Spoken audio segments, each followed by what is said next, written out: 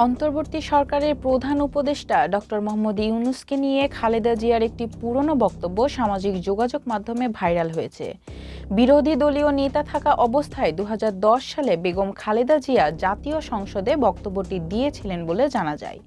২.৫ মিনিটের বক্তব্যে ডক্টর ইউনূসকে আন্তরিক অভিনন্দন জানিয়ে খালেদা জিয়া বলেছিলেন, শান্তিতে নোবেল বিজয়ী ডক্টর মোহাম্মদ ইউনূস সম্প্রতি যুক্তরাষ্ট্রের সর্বোচ্চ ইউএস কংগ্রেশনাল অ্যাওয়ার্ডে ভূষিত হয়েছেন। এজন্য জাতি হিসাবে আমরা গর্বিত। তিনি বলেছিলেন, তবে স্বদেশে ডক্টর ইউনূস যেভাবে নিগৃহের শিকার হচ্ছেন তা সত্যিই দুঃখজনক। তার মেধা, শ্রম ও ঘামে প্রতিষ্ঠিত গ্রামীণ ব্যাংকও হুমকির মুখে। সরকার নিয়োজিত কমিশন নোবেল বিজয়ী প্রতিষ্ঠান গ্রামীণ ব্যাংকে ভেঙে ১৯ টুকরো করার সুপারিশ করেছে। এ ধরনের সিদ্ধান্ত গ্রামীণ ব্যাংকে ধ্বংস করে ফেলবে।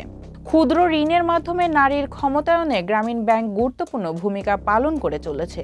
সেই প্রতিষ্ঠান ধ্বংসের উদ্দেশ্যে প্রতিশোধমূলক চক্রান্ত বন্ধের জন্য তিনি সরকারের প্রতি আহ্বান জানান। এর তীব্র বিরোধিতাও করেছেন। দেশের মানুষ এ ধরনের হীন কার্যকলাপ মেনে নেবে না।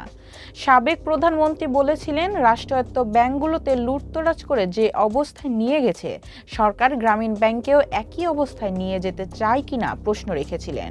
বলেছিলেন, ডক্টর ইউনূসের সমর্থনে ও গ্রামীণ ব্যাংকের পক্ষে তার দৃঢ় অবস্থানের কথা। জাতির জন্য যার সম্মান বয়ে আনেন, সেই কৃতী সন্তানরা যেন দেশেও সম্মান পান তা নিশ্চিত করতে হবে। তা না হলে দেশ মেধাশূন্য হয়ে পড়বে। বৃহস্পতিবার সশস্ত্র বাহিনী দিবস উপলক্ষে দীর্ঘ ১ যুগ পর ঢাকা সেনানিবাসের সেনাকুঞ্জে যান বেগম খালেদা জিয়া। এদিন বিকেলে সেখানে অন্তর্বর্তী সরকারের প্রধান উপদেষ্টা ডক্টর ইউনূসের সঙ্গে মতবিনিময় করেন তিনি।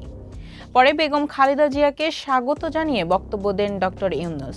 এরপরই সামাজিক যোগাযোগ মাধ্যমে বক্তব্যটি ছড়িয়ে পড়ে।